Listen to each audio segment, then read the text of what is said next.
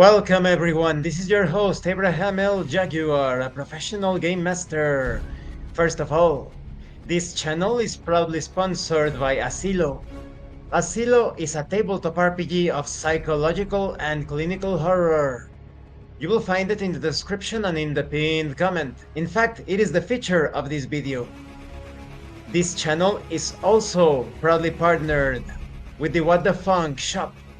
Please check out their store for all sorts of products. They have dice, miniatures, game master screens, home decorations, and many other things.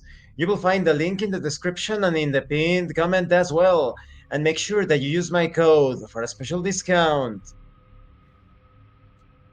If you haven't seen the other parts of my Asilo review, please check out the playlist in the description below. This is not the final version, but it is pretty close to the finalized product. This time, we are going to talk about task and conflict resolution. This stay at Asilo will not only be a constant struggle for survival. There will be several opportunities to explore and interact with the entire space.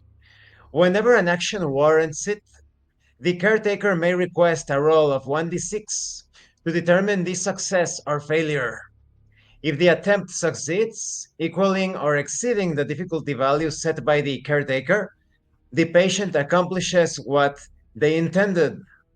If failure occurs, the caretaker describes how the patient's behaviors interfere with the action. You have some examples here of difficulties. Maybe it's a difficulty of easy.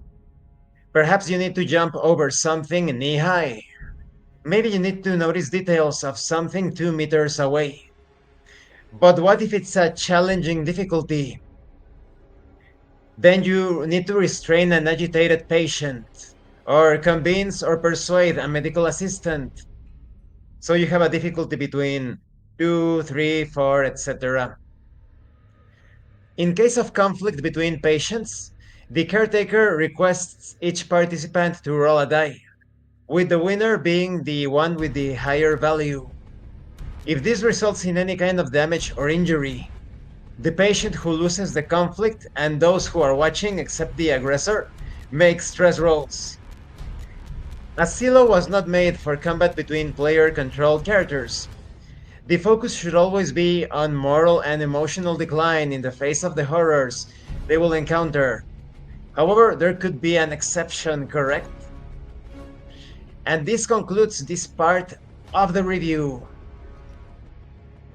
In the next part, we are going to take a look at the Caretaker's Manual, which is effectively the Game Master section of this book.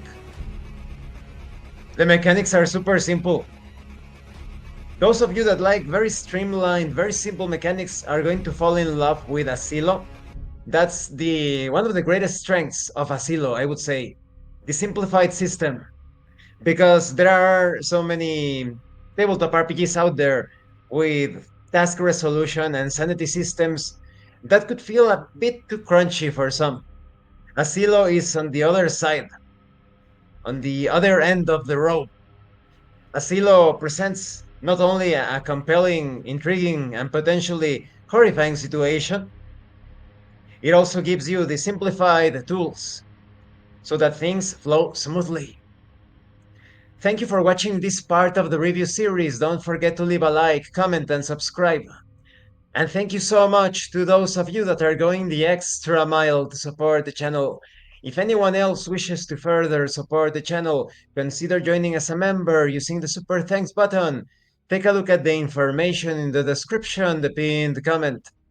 This has been your host, Abraham L. Jaguar, a professional game master. And remember, in tabletop role-playing games, you are not telling stories about your characters. You are experiencing the game world as your characters. Once again, thank you and see you later.